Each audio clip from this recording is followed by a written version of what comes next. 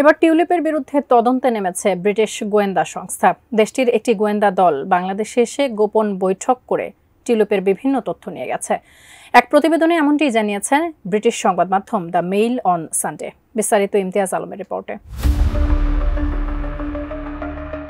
ক্ষমতাচ্যুত সাবেক প্রধানমন্ত্রী শেখ হাসিনার ভাগ্নি ও যুক্তরাজ্যের সাবেক সিটি মিনিস্টার টিউলিপ সিদ্দিকীর ব্যাপারে তথ্য নিতে বাংলাদেশে এসেছিলেন দেশটির জাতীয় অপরাধ সংস্থা এনসিএর কর্মকর্তারা। তারা বাংলাদেশের দুর্নীতি বিরোধী তদন্তকারীদের সঙ্গে গোপন বৈঠক করেছেন।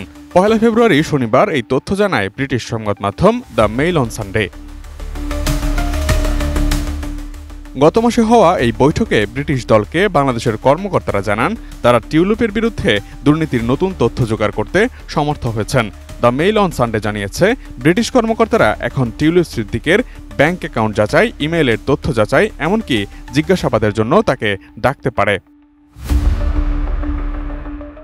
টিউলিপ সিদ্দিক ও শেখ হাসিনা ছাড়াও তাদের পুরো পরিবারের বিরুদ্ধে পাবনার রূপপুর পারমাণবিক বিদ্যুৎ কেন্দ্রের অর্থ আত্মসাতের অভিযোগ রয়েছে।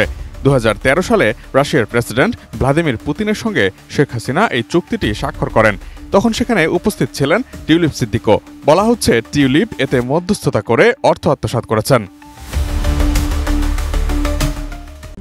RICL TMX, যুগের পর যুগ স্থাপনা থাকে মজবুত।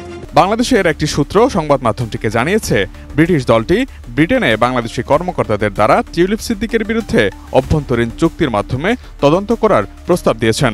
এছাড়া তারা টিউলিপের বিরুদ্ধে হয়তো তদন্ত করতে পারে। টিউলিপ সিদ্দিকের বিরুদ্ধে যেসব অভিযোগ উঠেছে সেগুলো যদি প্রমাণিত হয় তাহলে তার 10 বছর কিংবা তারও বেশি সময়ের জন্য জেল হতে পারে। বাংলাদেশি এক কর্মকর্তা নাম প্রকাশ না করার শর্তে জানিয়েছেন, যুক্তরাজ্যের এনসিএর কর্মকর্তারাই এই গোপন বৈঠকটি আয়োজনের প্রস্তাব দেয়। এরপর ঢাকাস্থ ব্রিটিশ হাইকমিশন এটি আয়োজন করে। এর আগেও এনসিএর কর্মকর্তারা বাংলাদেশে এসেছিলেন, সেটি গত বছরের অক্টোবরে। সেবার তারা কথা দিয়ে গিয়েছিলেন বাংলাদেশ থেকে যেসব অর্থ পাচার করা হয়েছে সেগুলো ফেরত দিতে তারা সহায়তা করবেন। সংবাদ মাধ্যমটির রিপোর্টে আরও বলা হয়েছে, টিউলিপের বিরুদ্ধে ওঠা এই দাবিগুলো অস্বীকার করে তিনি বলেছেন তার বাবা মা তার জন্য ফ্ল্যাটটি কিনেছেন এবং তিনি আইনিভাবেই বিষয়টি মোকাবেলা করবেন। বাংলাদেশের দুর্নীতি দমন কমিশন টিউলিপ এবং তার পুরো পরিবারের বিরুদ্ধে অন্তত আরও 2টি ফৌজদারি তদন্ত পরিচালনা করছে।